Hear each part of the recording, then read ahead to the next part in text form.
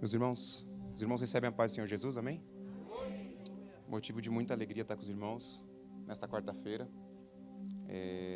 Vejo que aqui hoje só tem guerreiros, pessoas que, independente da circunstância, sabe que precisa de um tempo para estar na casa do Senhor, sabe que o Senhor nos convida para nos relacionar com Ele, e muito me alegra o meu coração. E esses dias eu estava pensando a respeito disso, a respeito de se eu estou feliz com Cristo ou se eu sou feliz com Cristo, que são duas coisas diferentes. O estar pode ser que eu esteja hoje, amanhã já não estou. E o ser feliz com Cristo é uma coisa que, independente da situação, independente da adversidade, eu sou feliz e nada vai impedir de eu me relacionar com esse Deus. E eu fico feliz de ver os irmãos no dia de hoje. Eu quero agradecer a oportunidade que o meu pastor e a minha pastora estão cedendo para mim, para estar trazendo a palavra. E eu, diante de tantos pastores aqui, pessoas que estão totalmente acostumados, confesso que hoje eu estou com frio na barriga, um pouco nervoso, mesmo estando diante de pessoas que eu amo, pessoas que eu tenho aprendido a me relacionar, uma igreja que, assim como o pastor disse um pouquinho antes, que fazem parte de um corpo de Cristo, membros, que não tem ninguém maior do que ninguém aqui. Perante Cristo somos todos pequenos, e eu fico feliz de mais uma vez ver que Deus nos trouxe aqui com paz, em segurança, e acredito que o Senhor tem uma palavra para o coração dos irmãos, amém? Aqueles que puderem, abram suas Bíblias, Evangelho de Jesus Cristo, segundo Marcos escreveu, no capítulo 1. Eu queria concentrar as nossas atenções no capítulo 1 por completo, apesar de no capítulo 1 ter várias histórias ali, mas eu queria que nós concentrássemos as nossas atenções em todo o capítulo 1. Mas o versículo que iremos ler é o versículo de número 40 até o 45. Desde o início os louvores têm falado muito ao meu coração. Quero agradecer a vida dos irmãos, os levitas que aqui estavam entoando louvores ao Senhor. E a maioria dos louvores falou das características do nosso Deus. E para terminar, terminou falando que o nosso Deus é um Deus de milagres. E nós vamos ler agora um dos milagres que Jesus fez. Porém, eu queria dar atenção a todas as faces de Jesus neste capítulo. Diz assim no versículo 40. Um leproso se aproximou de Jesus e lhe pediu de joelhos: se o Senhor quiser, pode me purificar. E Jesus, profundamente compadecido, estendeu a mão, tocou nele e disse: quero sim, fique limpo. No mesmo instante, a lepra desapareceu dele e ele ficou limpo. E, advertindo-o severamente, logo o despediu e lhe disse: olhe, não conte a ninguém, mas vá, apresente-se ao sacerdote e ofereça pela sua purificação o sacrifício que Moisés ordenou, para servir de testemunho ao povo. Mas, tendo ele saído, começou a proclamar muitas coisas e a divulgar a notícia, a ponto de Jesus não poder mais entrar publicamente em nenhuma cidade. Por isso, permanecia fora, em lugares desertos, e de toda parte vinham ao encontro dele. Amém. Até aqui, meus irmãos. Podem tomar os seus assentos. Amém. Fui cobrado pela minha esposa que muitas das vezes eu esqueço de falar, tome os seus assentos, e os irmãos ficam 10 minutos eu falando. Mas glória a Deus. Meus irmãos, acabamos de ler um texto que trata-se de um milagre de Jesus, né? Um dos milagres de Jesus. Mas eu não escolhi esse texto para trazer no dia de hoje à toa. Hoje se trata da quarta-feira da resposta. E para toda resposta há uma pergunta, né? E eu sei que cada um de vocês vieram hoje com perguntas nos corações, questionamentos para fazer para Cristo. E ele se faz ouvido nessa noite. Porém, eu fui dar uma pesquisada, que eu gosto de ir a fundo quando eu leio um texto. E eu percebi que teve um motivo porque Marcos escreveu o livro todo. E procurei descobrir por que os demais também escreveram todos esses livros. E percebi que João escreveu esse livro no Evangelho de Cristo, porém João ele escreveu esse livro por um motivo. Ele escreveu esse livro porque, direcionado aos cristãos, aqueles que criam em Jesus Cristo, em seus milagres, criam que ele era capaz de fazer o que fazia, então ele foi mais incisivo naquilo que ele escreveu, além de ser um servo do Senhor, um amigo de Jesus, um dos 12, ele era amado por Cristo. Então ele não deixa de dizer isso no Evangelho. Ele deixa bem claro que ele é o servo amado. Ele fala dele em terceira pessoa, porém não usa o nome dele. Não só isso, 92% do que ele escreve no livro que se intitula com o nome dele, não tem nos outros livros, ou pelo menos está diferente dos demais.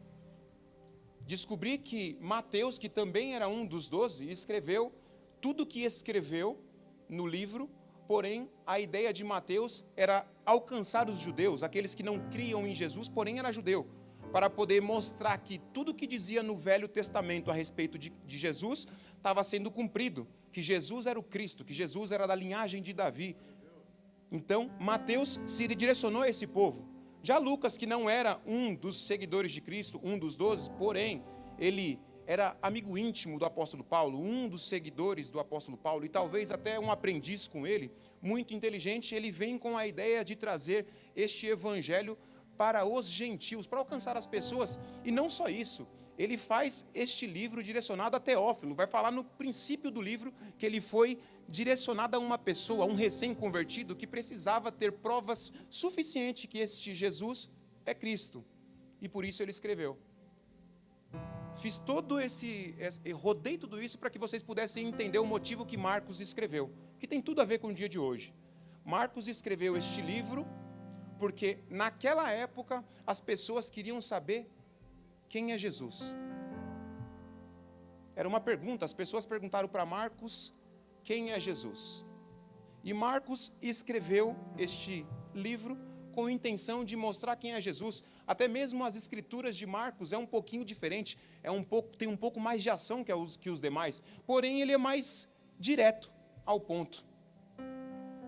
No princípio do seu livro, Marcos está escrevendo e ele vai falar a respeito do início do ministério de Jesus. Mas antes de iniciar o ministério de Jesus, ele vai dizer aquilo que Isaías diz, que está escrito no livro de Isaías. Existe um que vai ir à frente e preparar o caminho. Quem é esse um?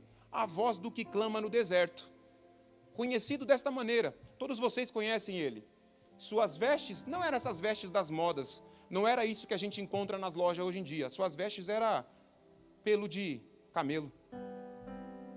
A roupa e a comida que ele comia não era a comida que a gente está habituado a comer, que a gente encontra nos restaurantes aqui em Orlando. Ele comia gafanhoto, ele comia mel silvestre. Era assim que ele se alimentava. Diferente do que a gente está acostumado, ele também não tinha púlpito para ele pregar, ele também não tinha altar para ele subir sobre, e também não tinha nem palco para que ele pudesse ser visível. Ele pregava no deserto. E esse mesmo homem que pregava no deserto, não havia problema com ele em deixar bem claro o tamanho dele perante Cristo. Ele dizia, está vindo um após mim, que eu não sou digno de desatar as sandálias dos pés dele. Ele deixava bem claro que ele estava ali e batizava nas águas, mas vinha um após dele que batizaria no Espírito. João Batista era um homem que estava ciente do tempo dele e o para que ele foi chamado. João Batista não via limitação pelo fato de ele não ter um microfone em suas mãos. Acredito eu que ele se colocava diante do deserto e em voz alta entoava, arrependei-vos. Porque o fim está próximo, porque está próximo a chegada de Cristo. E João Batista trazia esta pregação que não dá like hoje em dia, a pregação que ninguém quer ouvir, que é de conserto.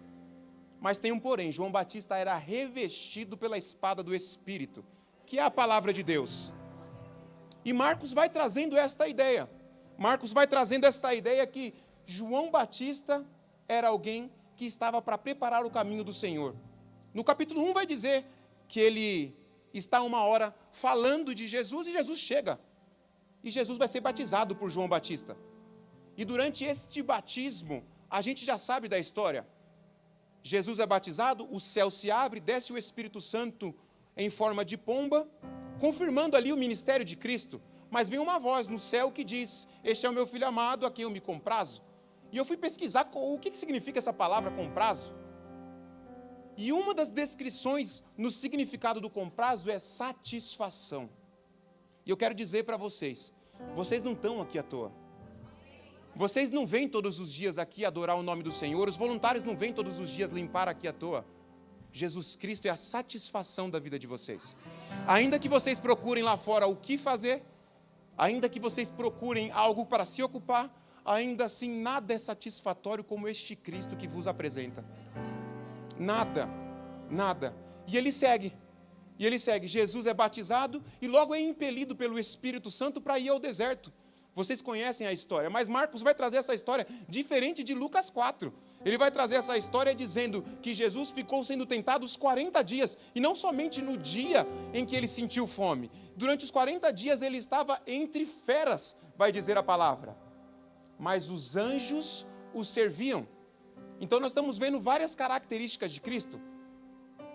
Em frente a João Batista, levantando João Batista, ele é aquele que levanta o pequeno para confundir o grande. E no momento agora, que ele é batizado, impelido pelo Espírito Santo, está no deserto, os anjos o servem. Quem é Cristo? Cristo é Senhor dos senhores, os anjos estão servindo Cristo. Todos os joelhos, todas as pessoas se dobram diante dele, seja no céu ou seja na terra, e a palavra diz que os anjos o serviam. Então Cristo estava sendo cuidado de perto. Cristo tinha o cuidado do Pai de perto, porque ele é Senhor.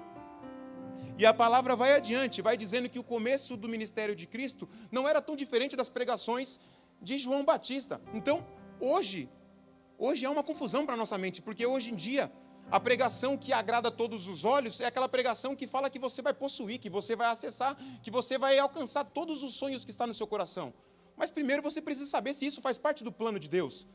Porque Jesus vem trazendo uma pregação tão parecida quanto a de João Batista. Arrependei-vos, porque o tempo chegou. E o tempo é hoje. O tempo não é amanhã. Arrependei-vos hoje. Jesus nos chama hoje porque Ele quer se apresentar para nós.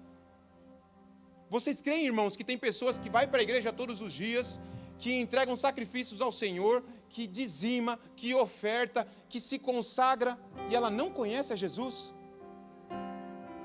O pastor pregou aqui recentemente, ele falou sobre Jó, que oferecia sacrifício para os filhos todos os dias.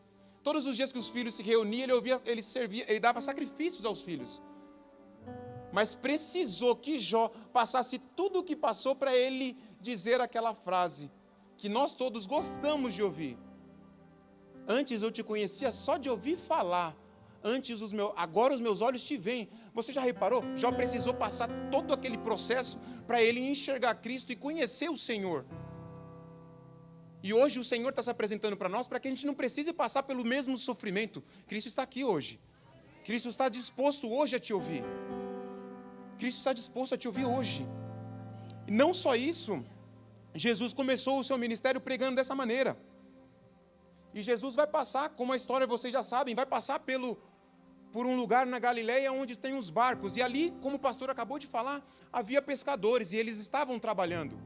A princípio estava André, estava Simão, eles estavam trabalhando. E Jesus passa por eles e fala: olha, farei de vocês pescador de gente, me siga. Pedro largou tudo, antes conhecido como Simão, mas largou tudo. André largou tudo e partiu para seguir Cristo. Da mesma maneira, ele vai adiante e encontra Tiago e João, trabalhando com o seu pai, e falou assim: me sigam, e também seguiram eles. Nós entendemos que Jesus, ele capacita as pessoas, mas você nunca vai ver Jesus chamando alguém acomodado. Jesus nunca vai chamar alguém que está parado. Jesus vai sempre chamar alguém que está disposto a se movimentar. Repare que Jesus não falou para eles assim, ó, vocês serão agora pregadores da palavra. Não, vocês serão pescadores de gente. É na habilidade que vocês têm que eu vou te usar. E todos nós temos habilidades. Todos nós temos habilidades. Jesus não deixou que ninguém viesse a essa terra sem que tivesse alguma inclinação ou alguma habilidade em suas mãos. Nós precisamos definir, porque às vezes nós perdemos nosso tempo fazendo coisas que nós não temos habilidade e nós não conseguimos fazer aquilo, nem aquilo que a gente foi chamado para fazer. Mas nós temos habilidade. Jesus colocou uma mente pensante dentro de você. Jesus colocou ideias na sua cabeça para que você pudesse pensar no que fazer. E eles são chamados, e eles começam a seguir a Cristo. E nesse capítulo que Marcos está nos expondo, ele está expondo um Jesus totalmente incrível, que não só é conhecido pelos seus grandes feitos, que ele também não só ensina, mas ele faz para que vejam o que ele está fazendo. Porque o melhor das pessoas, dos que podem te ensinar, é aqueles que fazem primeiro. E Cristo é aquele que faz primeiro. Jesus vai entrar em um momento em uma sinagoga em Cafarnaum, e quando ele entra na sinagoga, ele começa a pregar a palavra, o evangelho. Ele começa a apresentar um evangelho que todas as pessoas que estão ouvindo esse evangelho acabam ali ficando com os olhos arregalados, falando: que doutrina é essa? Que coisa diferente é essa? Que sabedoria é essa que tem sido apresentada? É totalmente diferente dos escribas, que pregam sem autoridade nenhuma. Autoridade, a tradução para autoridade na palavra do Senhor está querendo dizer que ele faz como ele quer fazer, ou foi concedido a ele que fizesse como queira. Então nós estamos vendo um Jesus que foi enviado por Deus, que estava com total aval de Deus para fazer como ele determinasse fazer. E Deus prega com total autoridade. Jesus prega com total autoridade, que abre os olhos das pessoas. Deus está falando aqui nessa noite. Vocês estão entendendo? Porque Deus também entregou essa autoridade para mim e para você, para que a gente ministre o evangelho dele adiante. Isso não ficou impelido apenas para os 12, isso também foi enviado para as nações, para as pessoas que viriam após, que somos nós. João Batista não via nenhum impedimento para pregar o evangelho no deserto. Deus está falando com a gente aqui que às vezes Deus coloca situações para que a gente fale do amor dele, e às vezes nós engolimos o que Deus colocou em nossos lábios. Às vezes nós nos retraímos e deixamos de falar aquilo que o Senhor nos chamou para falar. Porque hoje eu estou dentro de um carro, eu estou dentro de um Uber, eu não posso falar. Hoje eu estou com uma companhia que eu não quero falar isso para ele, porque ele pode me entender mal. Olha, eu estou do lado do meu chefe, o meu chefe está passando por problema, e eu tenho a solução, eu tenho um remédio para isso, mas eu não posso falar, é o meu chefe, o que ele vai pensar? Mas Cristo está esperando que você abra a sua boca e devolva tudo aquilo que ele colocou no seu coração. E Cristo com total autoridade pregava. Apareceu um demônio, um homem endemoniado perante Cristo e falou: Senhor Jesus, o que o Senhor está fazendo aqui que você vem nos atormentar? Até os demônios conhecem a Cristo. Até os demônios conhecem a Cristo. Porque esses mesmos demônios, uma época, estiveram no céu. A gente sabe que eles foram, junto com o inimigo das nossas almas, removidos de lá. Mas eles conhecem a Cristo e eles não têm dúvida da autoridade de que Cristo tem. Todas as vezes que Cristo chega, eles se colocavam diante e pediam para que Deus pudesse ouvir, que Jesus pudesse ter misericórdia, para que não arrancassem eles da onde eles estavam. Deus está chamando a gente para que a gente conheça Ele, que a gente esteja mais próximo dEle, para que a gente seja amigo íntimo dEle, para que a gente não seja apenas aquelas pessoas que ouviu falar de Cristo e acha legal a história de Cristo. A história de Cristo não é legal. A história de Cristo é satisfação para as nossas vidas. Deus nos chama para um momento de intimidade. Não só um momento, mas uma vida de intimidade com Ele. Saindo dessa sinagoga a qual Ele expulsou esse demônio, Jesus se tornou cada vez mais conhecido. Cada vez mais conhecido. E saindo de lá, Ele vai direto para a casa de Pedro, onde a sogra dele habitava com ele. E a sogra, a gente já sabe a história, ela estava febria, estava de cama. Jesus concede a cura para ela, outras pessoas ficam sabendo do ocorrido e vão até a casa de Pedro. E Jesus fica das 6 da tarde em diante, quando o sol baixou, operando milagres, expulsando demônios, curando pessoas. E ele faz isso durante a noite. E a palavra vai dizer que durante a madrugada Jesus desperta, levanta, sai para um lugar deserto para orar. Porque ele mesmo sendo filho de Deus, ele entendia que o que mantinha ele e Deus numa comunicação direta era a oração. E nós vemos hoje pessoas que vivem o dia a dia sem fazer oração, acreditando que Deus é com ele, que Deus revela as coisas para ele, que Deus vai livrar ele, mas Deus está te esperando. Quando você vai fazer a ligação direta comigo através do seu joelho? Quando que você vai se comunicar comigo? Eu não estou falando de pessoas que são totalmente ocupadas, porque Deus deu ciência para nós temos inteligência suficiente para conversar com Cristo aqui. O nosso Deus sabe de todos os pensamentos que vêm em nossa mente. E é possível falar com Cristo não somente em palavras. Ana orava dentro do templo, a boca dela mexia, mas o Senhor sabia o que estava dentro de Ana. E foi concedido para ela o milagre que ela pedia. Então, não importa o lugar onde você esteja, Deus está te chamando. Deus está te chamando para a oração. E acontece que, depois dessas muitas curas, para que a gente possa chegar a parte principal da pregação, Jesus prega nas sinagogas. Ele vai entrar nas sinagogas após eles ter despertado de madrugada, após eles ter orado separadamente. A palavra vai dizer que seus discípulos correram à procura de Cristo e procuraram Cristo em todos os lugares. Eles não deixaram de procurar Cristo até que o encontrassem. A gente sabe que o nosso Senhor, Ele é onipresente. E se a gente procurar Cristo, seja aqui, seja no Japão neste momento, seja na China, no Brasil, Cristo lá está. E eles encontraram Jesus e falou: Jesus, olha só, estamos te procurando faz tempo. Estamos à procura de você, não sabia onde você estava. E Jesus vai deixar bem claro para eles: olha, eu vim para isso, eu vim para pegar o Evangelho e é importante que outras pessoas saibam disso. E aí nós chegamos a este ponto. Eu fiz toda essa construção para que você entendesse, porque a fé desse leproso é algo que chama muito atenção. E a fé desse leproso não vem à toa. Houve todo esse contexto que Marcos escreveu e o leproso sabia quem era Cristo. Porque a partir do momento que o leproso chega diante de Cristo, para quem não sabe, um leproso era fácil entender qual era o problema dele. Era visível aos nossos olhos. E o leproso não podia permanecer junto das pessoas, pelo contrário, ele era expulso da sociedade.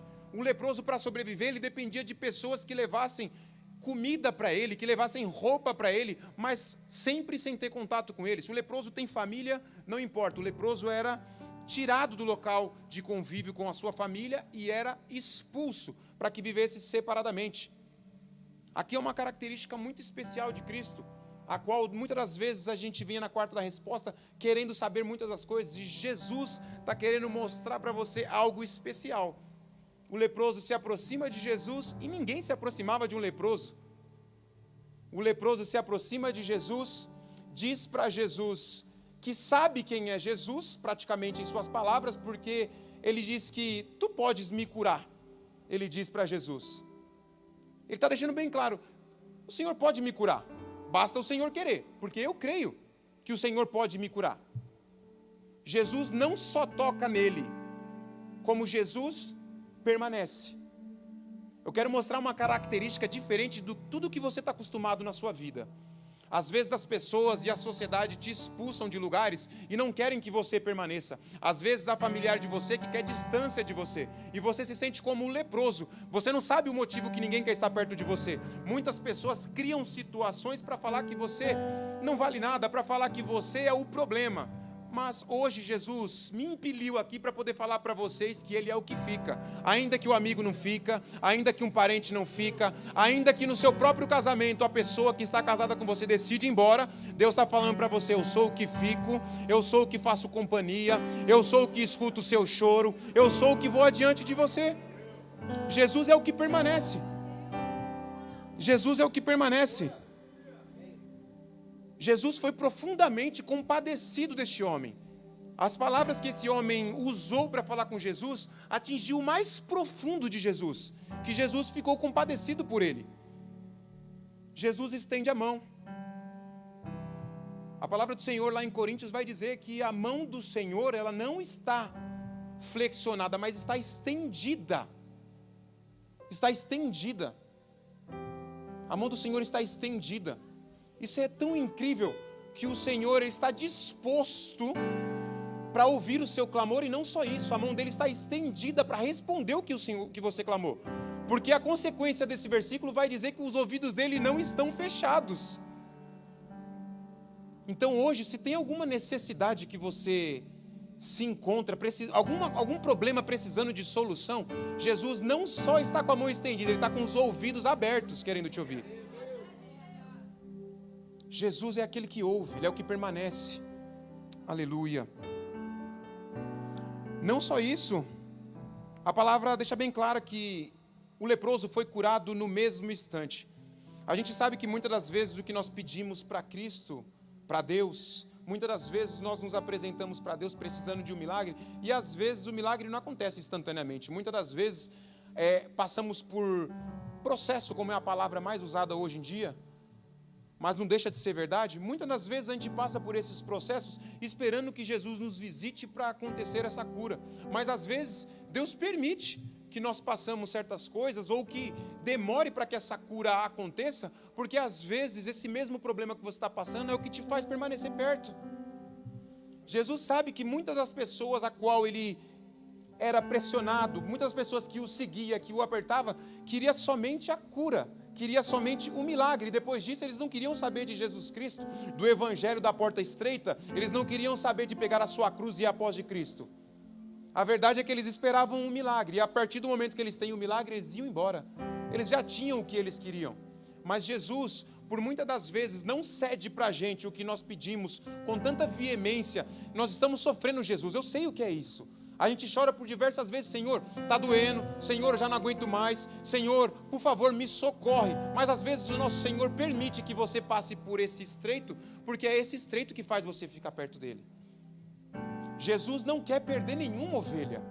A gente sabe a história da ovelha. Jesus não quer perder nenhuma ovelha. E se necessário for, ele permite. A gente sabe o que o Salmo 23 quer dizer. A gente sabe o que o pastor faz quando uma ovelha foge, quando uma ovelha é arteira demais e quer permanecer longe. Se necessário for, o próprio pastor quebra as perninhas da ovelha, mas traz ela aqui para ela ficar bem de perto. Então entenda o que o Senhor está falando hoje. Às vezes dói, às vezes é complicado a gente chegar ao nosso milagre, mas às vezes é permissão do Senhor, porque o Senhor está cuidando de você bem de perto.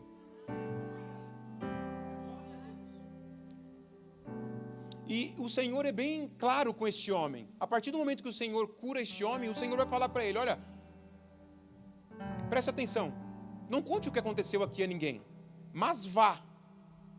O Senhor não impediu que ele fosse, o Senhor enviou ele. Não conte a ninguém, mas vá. Se apresente ao sacerdote, ofereça o sacrifício que é determinado desde a época de Moisés, porque Jesus não veio simplesmente para quebrar as leis, Jesus veio cumprir a lei. E ele pede: vá até o sacerdote. Naquela época, em Levítico 13, vai explicar que para um leproso ser comprovado que ele estava curado, ele se apresentava para o sacerdote, que além de um homem de Deus, ele era praticamente o médico que ia avaliar se você estava liberto daquilo ou não. Então Jesus explica para ele: vai até o sacerdote, se apresenta ao sacerdote e ofereça o sacrifício. Mas a palavra é bem clara que esse homem não fez o que Jesus pediu. Jesus disse para ele veemente para que ele não fizesse isso: esse homem sai. E no momento que ele sai, a palavra vai dizer que ele sai proclamando. A tradução para proclamando é um arauto. E arauto é aquele que vai adiante de reis, é aqueles que vai gritando, falando o ocorrido. Não só isso, a palavra vai dizer que esse homem disse muitas coisas e também disse do milagre. Ou seja, vai saber o que esse homem disse. Jesus não pediu para que ele dissesse nada, Jesus pediu para que ele fosse até o sacerdote. Quem é o sacerdote? É a autoridade. Era para você ir diante da autoridade. Hoje, se Jesus vem aqui e te cura, através da vida do pastor, através da vida dos louvores, através da vida dos pastores, o que você vai fazer? Eu vou no médico. Assim o médico me avalia, eu venho com o atestado e serve como testemunho para a vida dos irmãos do que está acontecendo. E esse homem fez totalmente diferente do que Jesus pediu. Totalmente. E às vezes o nome do Senhor deixa de ser glorificado porque tem muita pessoa querendo fazer as coisas pela sua própria vontade. E deixa de aparecer a glória que era para o Senhor e fica a glória para o homem que sai gritando que está curado, porém não fez o que Jesus pediu para que fizesse. Não fez o que Jesus pediu para que fizesse. A palavra é bem clara. Pelo fato dele ter contado, muitas pessoas ficaram sabendo e Jesus já não podia mais permanecer ali, foi para lugar deserto. Sabe o que eu vejo diferente daquela multidão que está apertando Jesus e Jesus foi para um lugar deserto? Na verdade, Jesus não fica onde tem desobediência.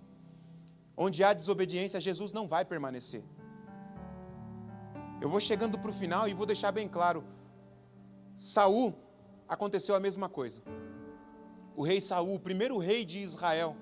Samuel foi e ungiu ele como rei. Samuel dava instruções para ele, segundo Deus mandava que fosse dada a ele.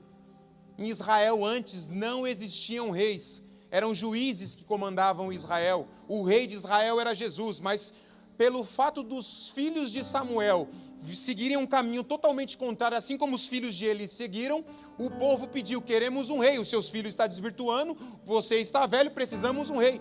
Levantaram um rei, Saul. Saul tinha tudo para dar certo. O coração dele tinha sido transformado.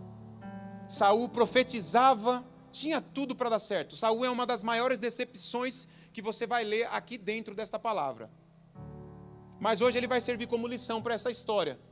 Saul, ele decide, depois de uma ordem de Samuel, vá àquela cidade, destrui tudo que está lá. Não poupem mulheres, não poupem crianças, não poupem os animais, mata tudo.